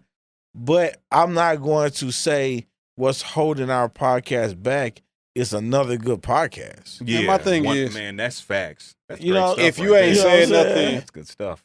If you ain't said anything positive, like, or if you're not an avid listener, like if you ain't never commented on the post with the podcast, if you ain't never shared, if you ain't never said, "Hey man, I like y'all podcast," and the first thing that you come to me with, is negative, then it's a problem. Like when I gave feedback about the person's like music package and all that, first thing I led with, hey, like, you a dope artist. I love listening to your music. And what I'm saying is because of that. Like if you leave with something like, hey man, y'all podcast is fire, man. I just feel like it's a couple of, and we got the feedback like that, man. Like y'all got a substantive show. I feel like there's a couple of things. He listens to damn near every episode too. That y'all can do. Of course we're gonna be open to it. Right. Because you're invested into it. It's like people that only post or comment on your post when they disagree. That's insane. It's like, what are you here for? What are you on? You just here to be a contrarian. Like, kick rocks, bro. And that's what. That's funny. It's funny because like there have been people who've come to me and said, "Hey, hey, what's up, man? I'm trying to get on a podcast," and I was blatantly told them, "You don't even listen to it." Hey, real talk though, don't like. So it's like you don't support. Like if you're not listening to the podcast, you're not supporting the podcast. If you're just some, you know what I'm saying. So it's like I said. So first of all, I probably don't really want you on there anyway. But true. Understand that you have to be able to, in my opinion, speak positive about something. Like be supportive of something before you do the criticism, because it's like because you want to make sure. And for me, I would want to make sure what I'm saying is correct first. You know what I'm saying?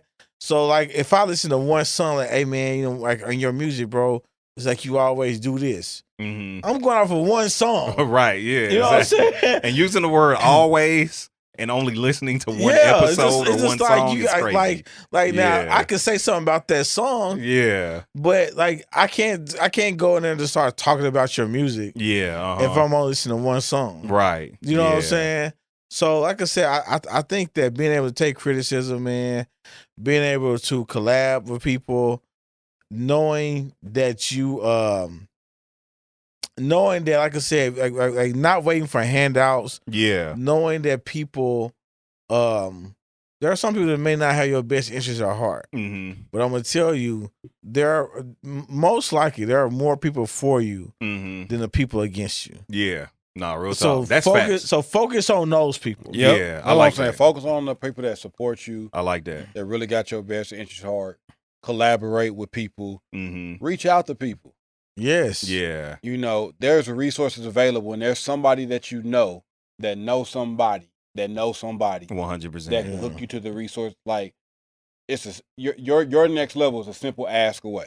That's facts. Like, I really believe that. Mm-hmm. Like, hey, it's a simple post away. Yeah. Hey, do y'all know somebody? I'm trying to do this. Do y'all know somebody? But people be so afraid. Like, and let me say this weekend. Like, people be so afraid to put their ideas out there because they worried about who can steal it. Yeah, who can steal it? Or, yeah. I ain't gonna put this in the atmosphere for somebody to speak. Man, y'all can't kill nothing God got from me. Yeah, that's real. Mm-hmm. I could put my total plan on the internet. Right. And ain't nothing y'all can do with it because the one thing y'all missing is me. Yeah, it's fair. You can't do it like I do it. Right. And I can't do it like you do it. Exactly. So I ain't your afraid. ideas already, listen, there's nothing new under the sun. Yeah. Right. So you're not about to come out with a new wheel. Yeah. You know what I'm saying? Anybody come away to make it better. Right. The wheel is still a wheel. You know what I'm saying? Wheel. So it's like, like Rece said, you can't be afraid to like ask for help and to reach out and worry about what people gonna steal, what people gonna take. Mm-hmm. You know what I'm saying? There's people, that had podcasts already. Right. Yeah. We can't be like,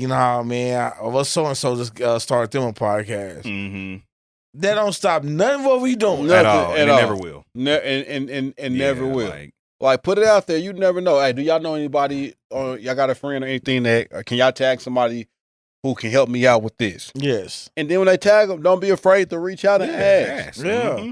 There's been plenty of people who now, like, there's been people who I say, hey, man, I got people now already, but back then I was like, hey, I need this cake made from blah, blah, blah. Mm-hmm. And people reach out and say, this person good, this person good. Yeah. And if I have reached out to a couple of people, hey, man, I need this made, blah, blah, they didn't get back with me. Mm-hmm. They were slow with stuff. It wasn't the person for you. Yeah. I didn't bash them. I didn't go talk bad. You just move on. So-and-so didn't even get back. Right, blah, that's blah. real. You know what I'm saying? I just went with the other person. Yeah. Self-made is a lie. Yeah. You're not self-made. You're not. None of it. We all need somebody. Mm-hmm. Yeah. We all need help. Like, and don't be afraid. And I think if we start getting embracing the help, our community can start moving forward when we stop fighting against each other. Yes. And just join each other. Yeah, and I like everything y'all just said, like real talk, because what it basically said to me was basically finding the resources that you need to get what you need. You know what I'm saying? Because I was just gonna say, look, I know we in election season and all that. Y'all know how I am about politics. I'm just like, man, listen, your government is not coming to save you.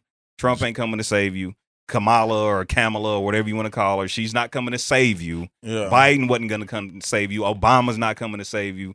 Your politicians aren't going to save you, period. Yeah. So we can get over this whole talk about voting for somebody because they black or whatever the case may be. We have to do for ourselves. That's the bottom line. We have to find our own way. And whether that's by, like, the homies are saying, like, finding somebody and asking where you can get the resources to do what you need to do. That is going to be the best way because our government is not coming to save us. Your government is not going to do it, period. I really do want to say that I'm not talking down on anybody that's on government assistance. At all. So because that's needed at some times. Yeah, you know what I'm saying? So I like, know. I don't.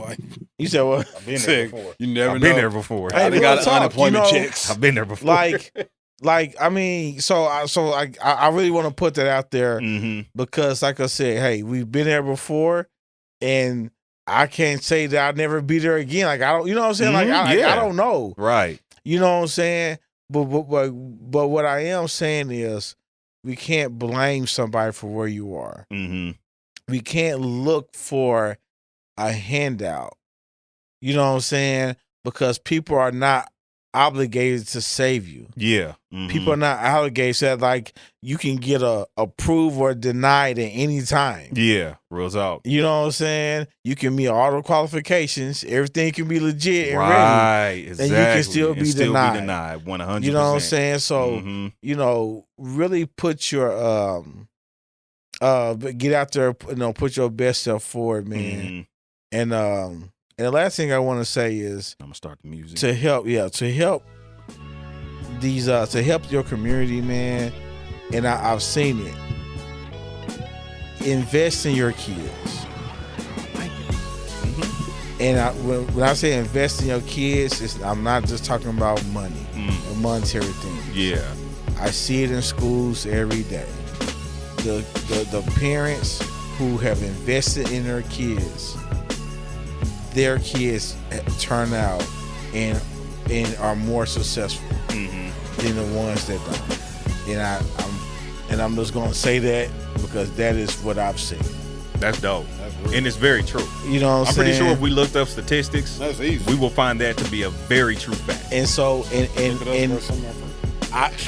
I can tell and I can see, and it's showing that the people who do not invest in their kids. Yeah. So that's every all kid I know, their parent let them do anything they want to do in high school or terrible. Yeah. Can't really argue. And they're not terrible. They don't have a lot of hardships. Yeah, a whole lot of hardships. You know, you're right. That was avoidable. Yeah. Facts. So, man. All right, that's all I got to say. That's good stuff. Like, share, and subscribe. Yep. We out. Real. Yep. Deuces.